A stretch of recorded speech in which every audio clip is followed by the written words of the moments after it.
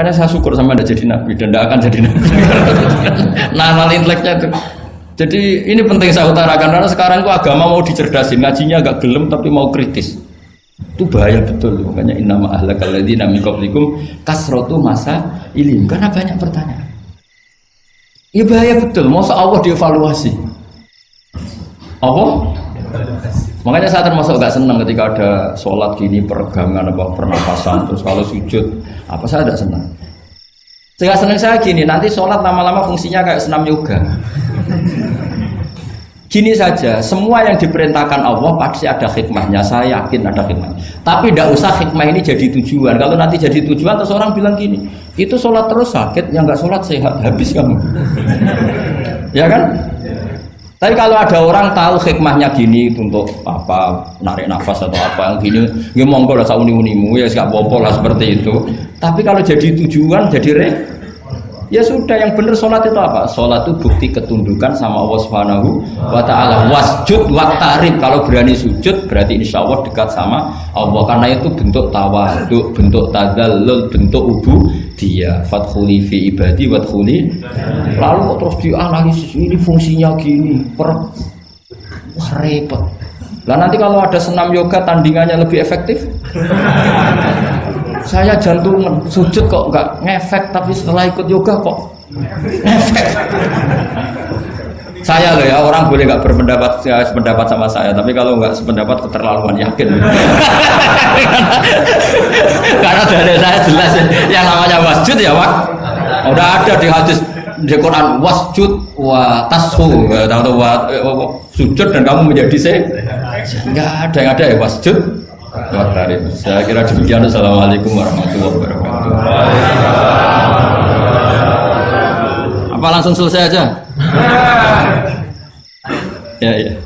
Masalah keimanan. Tanya apa ngeluh? Kalau tanya boleh ya gimana? Masalah keimanan tentang qada dan qadar. Oh iya. Kalau qada dan qadar itu kita sudah ditentukan oleh Allah, kenapa masih dimintai pertanggungjawaban? Nanti kan? Oh iya. Betul. Ya seperti mukadimah saya tadi ya. Jadi ngaji itu harus kafah. Kafah itu artinya komplit. Jadi Nabi dalam banyak hal yang momennya tepat ya menganalisis dengan qada qadar, tapi dalam banyak hal juga melarang orang membicarakan qada qadar. Jadi misalnya gini, kamu kadung ditakdir pernah punya dosa dan kamu ingin tobat, maka dosa yang masa lalu anggap saja qada qadar, terus keinginan tobat itu anggap aturan syariat. Jangan lalu setelah qada qadar kamu tidak berkeinginan tobat. Ini penting saya utarakan karena Nabi itu ngendikan pasti dua kali. Saya jamin di setiap konteks sosial Nabi pasti ngendikan dua kali. Dua kali itu dua solusi. Nabi pernah ngendikan idza dzikiral qadar fa'amsiku wa idza dzikra ashabi fa'amsiku. Jika umatku telah menjustifikasi qada dan qadar fa'amsiku, kamu jangan ikut-ikut. Karena nanti akan yang zina enggak apa-apa, saya sudah qada qadar, yang maling ya enggak apa-apa karena sudah qada. Wah bahaya, bisa hancur syariat kalau seperti itu. Tapi ada banyak hal yang Nabi mengisnadkan itu ke qada qadar. Kayak cerita Nabi Musa dan Nabi Adam. Ada kan di hadis Sahih itu jelas. Ini dengerin, ini betul di hadis Sahih. Nabi Musa itu saking Israelnya, memang beliau orang apa? Pertama, semua Nabi kan pasti ngalami diangkat ke alam roh. Nabi loh ya, tidak sampean Nabi. Sama tidak usah ambisi begitu, Nabi ini. Ketika beliau diangkat di alam roh itu ketemu Nabi Adam. Padahal Nabi Adam kan Abul Basar, tokoh utama ada. Pertama ketemu langsung ngomong gini, anta Adam, kamu betul yang namanya Adam? Ya saya Adam. Antal ladzi akhrajtan nasa minal jannati wa asqaitahum. Siapa hadisnya? Antal ladzi akhrajtan nasa minal jannati wa asqaitahum. Gara-gara kamu orang enggak hidup di surga. Jadi kalau sampean marah gara-gara kamu, saya harus cari uang sampai Korea gitu. Coba kalau kita masih di surga enggak perlu kerja di mana? Karena semuanya tersediakan, enggak punya istri jelek, semuanya cantik karena bidadari. Gara-gara jenengan kita harus keluar di bumi dan keluar dari surga. Nabi Adam itu karena orang sepuh ya, beliau santai saja. Anta Musa, kamu betul Musa? Ya, saya Musa. Anta kalimu, oh ya, saya kalimu. Anta Sofio, ya, saya. Nabi Adam masih muji-muji. Ini pentingnya orang bijak. Jadi kalau sama nanti ngelawan saya tetap bijak insya Allah. Tapi sampai bisa neraka, ngelawan kiai itu dosa. Dosa sekali, bukan dosa biasa, sangat dosa. Nabi Adam masih anta sofi wa anta kalimu. Bukankah kamu melihat di Taurat bahwa saya akan dosa dan akan dosa saya sudah ditulis 40 tahun sebelum saya dosa? Iya ya Musa. Iya ya Nabi Adam, ya betul gitu. Berarti kamu mengkritik saya atalumunani fi amrin qad qadahu. Kamu mengkritik saya, menyalahkan saya dengan sesuatu yang sudah digodok-godok oleh Allah sebelum saya lakukan. Jadi sudah ditulis sama Allah 40 tahun sebelum saya salah sudah ditulis skenario-nya nanti Adam akan salah terus keluar dari surga. Memang dari awal Allah skenario-nya seperti itu. Itu ibarat istri kamu sudah tahu ini kalau miskin setia, kalau sudah kaya nanti pola, itu sudah tahu. Tapi anehnya istri kamu ketika nyata pola kok tidak siap, padahal sebetulnya sudah tahu gitu ya kan. Makanya saya kalau ngaji di mana-mana bilang kelirunya orang Indonesia itu satu, kalau ilmunya terbukti itu tersiksa, itu kelirunya orang ini. Semua cowok tahu nggak, semua lelaki tahu nggak, kalau nggak pernah nafakoi diomelin, tahu nggak? Tahu. Tapi ketika itu nyata nggak siap. Harusnya ketika nyata diomelin, alhamdulillah ilmu saya benar termulia. Tapi istri kamu juga gitu. Biasanya wong lanang duwe akeh pola. Terus denger sampean mulai cinta orang lain. Harusnya kan alhamdulillah ilmu saya benar kan. Artinya gini, manusia saja bisa memprediksi. Kan nggak mungkin kita nyifati Allah. Allah nggak tahu Nabi Adam salah sebelum nyata-nyata salah. Tentu itu tidak mungkin. Nah maknanya kodok kodar kira-kira gitu. Allah itu tahu apa yang akan terjadi. Tapi tetap saja ini nggak boleh dipakai justifikasi untuk maksiat. Makanya jelas aturan Quran, saya mohon kamu nggak boleh salah. Ini nanti saya baca. Saya hafal tapi ini biar tamu ayatnya. Itu ayatnya kan ma asoba musibatin fil ardi wala fi anfusikum illa fi kitabim min qabli an nabraha inna dzalika 'ala Allahi yasir likai la ta'sau 'ala ma fatakum wala tafrahu bima.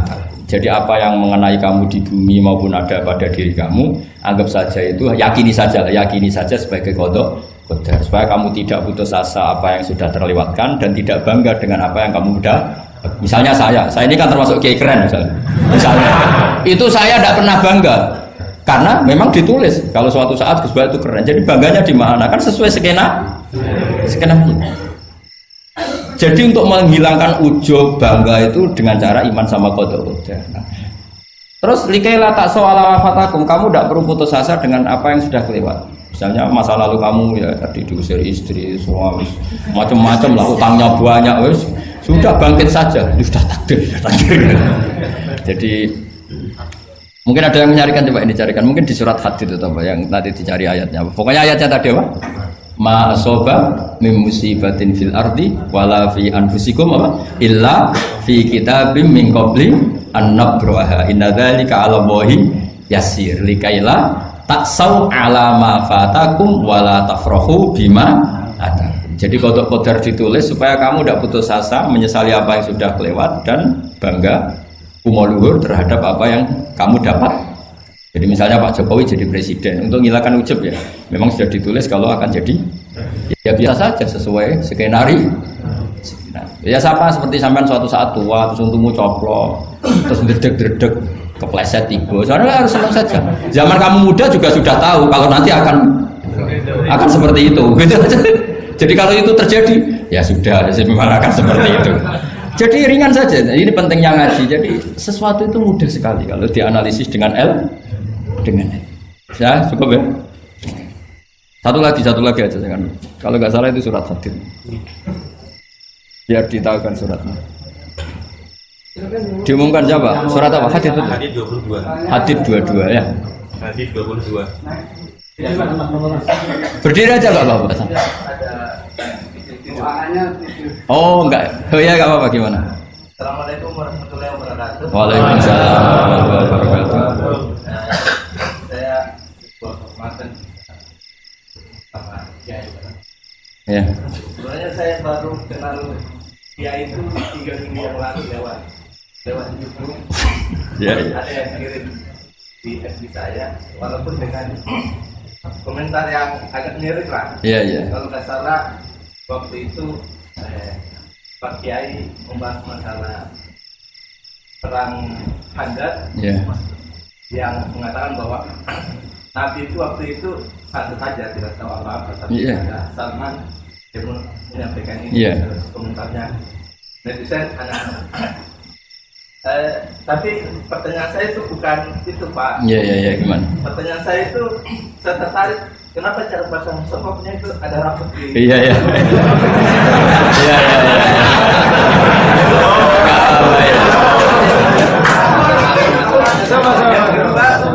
Yang kedua, sebenarnya hal umum.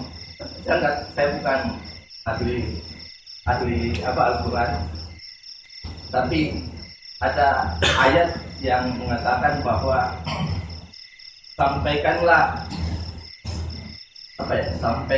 dari aku meskipun satu ayat itu enggak. Walaupun itu cuma satu ayat. Dari aku balighu anni walau ayat. Yang itu menurut saya menjadi dengan dunia medsos saat ini orang yang betul-betul mungkin bukan cuma sekedar satu ayat, cuma satu kata itu di broadcast yang mungkin memacu perdebatan. Makanya ini begini, namanya siapa? Sulaiman. Begini aja, ini saya jawab. Tapi ini ringan, sama relax saja santai. Jadi memang tradisi ulama sama masyarakat itu beda. Jadi kalau Nabi dikatakan tidak tahu dalam konteks tertentu itu malah madh itu memuji. Karena tadi syaratnya Nabi harus ummi itu kan keibu-ibuan. Jadi kalau Nabi tahu itu nanti seakan-akan dia itu dikawal oleh ilmunya, padahal Nabi itu dikawal oleh nubuah. Ini bedanya Nabi sama ndak. Jadi Nabi di Quran itu biasa ada kata makun tatadri mal kitabu walal iman. Terjemahnya kan kamu tidak tahu. Kanjeng Nabi biasa didhawuhi Allah makun tatadri mal kitabu walal iman. Kamu itu tidak tahu apa itu kitab. Tapi itu sifat madh. Sifat apa? Madh itu memuji. Kenapa itu jadi pujian? Karena Nabi kalau sudah tahu urusan sesuatu nanti jadi ilmu tandingan menandingi wahyu. Lah mungkin netizen nyuwun sewu bukannya ngeritik, bukannya apa, mungkin nggak paham tradisi ulama itu. Jadi kalau ulama bilang Nabi itu tidak tahu itu bukan sifat dzam tapi sifat madh memuji. Di Quran banyak kalimat makun tatadri mal kitabu walal iman. Makanya Nabi ketika disuruh baca Iqra ya Muhammad, jawabnya gimana? Saya tidak bisa baca, tapi bukan sifat buruk, justru bagus. Kalau Nabi bisa baca, ilmunya nanti dikira beliau belajar dari buku-buku dan itu dia jadi Nabi. Wah itu memang bacanya banyak. Clear ya ini ya, supaya nggak salah paham. Jadi dikatakan tidak tahu kalau Nabi itu bagus, madh. Nggak bisa baca juga madh, sifat pujian. Kalau kamu udah bisa baca buruk sekali. Itu jelas. Ya kan, tahu semua kan ketika Nabi disuruh baca bilang apa? Saya tidak bisa baca, tapi itu bagus. Karena semuanya biar karena wah. Ya, soal gaya peci saya ini Islam khas ya, khas ini. Nah, yang ini yang penting, yang pertanyaan sampean terakhir balighu anni walau ayat. Memang ini semenjak dunia medsos memang dengan tanda kutip agak kecelakaan. Mengutip kutipan tokoh atau apa hanya sepotong-potong itu bahaya. Bahayanya begini, itu bukan hanya karena yang ngendikan tokoh. Meskipun Quran kalau wakafnya salah itu ya bahaya.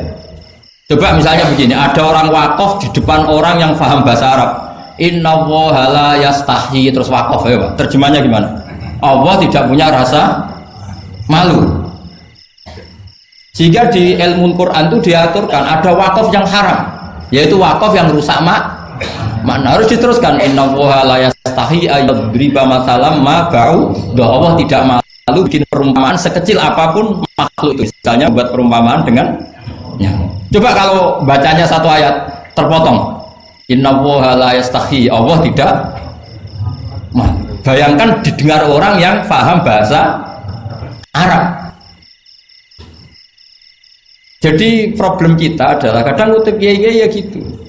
Jadi apa ya tadi belum mendengarin kompletnya ngaji. Jadi kalau ada ulama bilang Nabi tidak tahu itu sebenarnya madh itu ngelem karena memang begitu. Makanya Allah bilang apa? Ma kunta tadri mal kitabu walal iman. Muhammad kamu tidak tahu apa yang maknanya kitab, maknanya iman.